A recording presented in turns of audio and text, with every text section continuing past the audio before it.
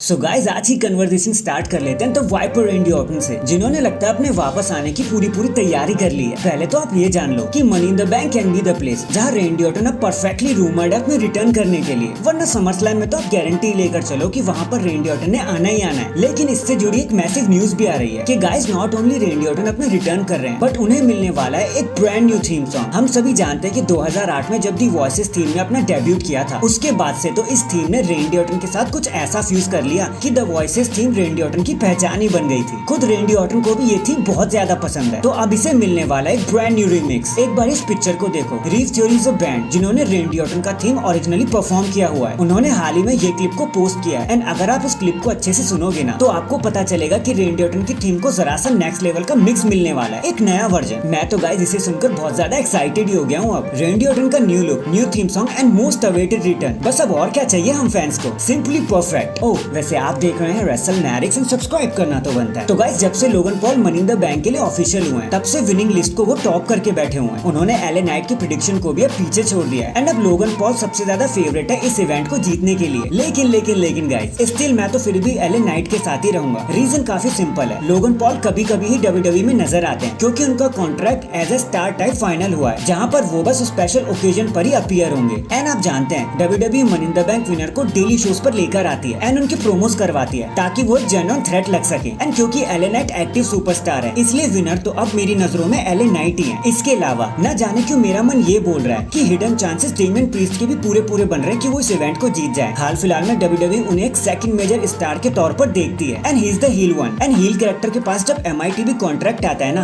तो जरा सी अमेजमेंट तो हो ही जाती है। तो अगर एले नाइट कुछ नहीं कर पाते तो डेमियन प्रीस्ट हो सकता है इस साल छुपे रुस्तम बन के इस इवेंट को जीत ले। बाकी लोगन पॉल तो इस मिक्स में इसलिए इन्वॉल्व हो चुके हैं ताकि प्रिडिक्टेबिलिटी जरा सी कम हो सके, वरना फैंस पहले से ही विनर को एक्सपेक्ट करके बैठ जाते हैं एंड इवेंट का जो मजा है वो जरा सा ना कम हो जाता है। मुझे तो लगता है सिर्फ यही एक रीजन है कि लोगन पॉल इस मिक्स में क्यों नजर आ रहे हैं। बाकी आपको क्या लगता है कमेंट करके जरूर बताना। And in the and guys अगली न्यूज भी लोगन पॉल को लेकर ही है। इसको ना मैंने लास्ट के लिए बचा रखा था ताकि इसके बारे में मैं अच्छी तरीके से बात कर सकूं। तो लोगन पॉल ने एक इंटरव्यू लेते हुए बताया कि ड्वेन द रॉक जॉनसन उनके हीरो थे। जब लोगन पॉल अपने अर्ली स्टेजेस में थे ना तो द रॉक ने उनके साथ कोलैब करने की हामी भर दी। For those of you who don't know, Logan Paul एक सोशल मीडिया स्टार थे और अब भी हैं बिफोर रेसलिंग। तो एक टर्म पर दोनों ही पार्टीज रेडी थी एक साथ काम करने के लिए। यहाँ तक कि द रॉक ने लोगन पॉल की सक्सेस के बाद उनके साथ आगे काम करने के भी प्लान बनाए थे। बट 2017 दिसंबर के आसपास जब Logan Paul and company Japan गई थी तो उन्होंने दी सुसाइड फॉरेस्ट पर कंटेंट बनाने का आइडिया निकाला। Suicide forest is a place जिसे कॉमनली जाना जाता है एक फेवरेट सुसाइड प्लेस के लिए। इस वीडियो का नाम था we found a dead body. ये वही वीडियो थी जिसने लोगन पॉल को रातों रात फेमस कर दिया, रातों रात स्टार बना दिया। बट ये कंटेंट इतना ज्यादा टॉक्सिक था कि इसके कारण यूट्यूब ने इस वीडियो को डिलीट करवा दिया। इसके तुरंत ही बाद द रॉक की टीम ने लोगन पॉल को कांटेक्ट किया और कहा कि अब द रॉक आपके साथ कोई भी काम नहीं करना चाहते, तो प्लीज द रॉक से जुड़ी कोई भी वीडियो, कोई भी एविडेंस जो आपके पास हो, प्लीज उसे इमीडिएटली डिलीट कर दीजिए। एंड द फ्यूचर इवेंट जो the rock and Logan Paul साथ करने वाले थे अब वो भी कैंसिल हो चुका है। एंड इसी इंसिडेंट के बाद लोगन पॉल ने दोबारा कभी द रॉक से बात करने की कोशिश भी नहीं करी और न कोई ऐसा इवेंट अटेंड किया जहां द रॉक एंड लोगन पॉल एक साथ नजर आ सके। इस बात से लोगन पॉल का दिल टूट गया। उन्हें इतना ज्यादा बुरा लगा कि द रॉक अब उनके साथ कभी काम नहीं करने वाले। After this suicide forest controversy Logan Paul ने इसके बाद काफी ज्यादा माफी भी मांगी, बट द रॉक उनकी कहां सुनने वाले थे। लोगन पॉल ने इस इवेंट को अपनी लाइफ का सबसे सैडेस्ट मोमेंट बताया और कहा कि एक छोटी सी गलती की वजह से मेरी और द रॉक की दोस्ती के बीच में दरार आ गई, लेकिन मे बी ये चीज अब जरा सी बदल सकती है। ऐसा मैं इसलिए कह रहा हूँ क्योंकि Logan Paul is now a WWE superstar and WrestleMania 40 के लिए वो पहले से बुक कर दिए गए हैं। एंड सरप्राइजिंगली रूमर्स के हिसाब से ये माना जा रहा है कि द रॉक भी रेसलमेनिया 40 का पार्ट होने वाले। तो अगर ऐसा हो जाता है तो क्या पता Logan Paul and the rock 2017 के बाद एक बारी फिर साथ काम करते हुए नजर आ जाए, सारे गिले शिकवे भुलाकर। अब देखना तो ये है कि ये चीज रियल में पॉसिबल है भी या नहीं, और अगर है भी तो क्या क्या धमाका हमें देखने को मिलेगा। तो गाइज आपको क्या लगता है, the rock versus Logan Paul on paper excitement create कर भी रहा है या नहीं?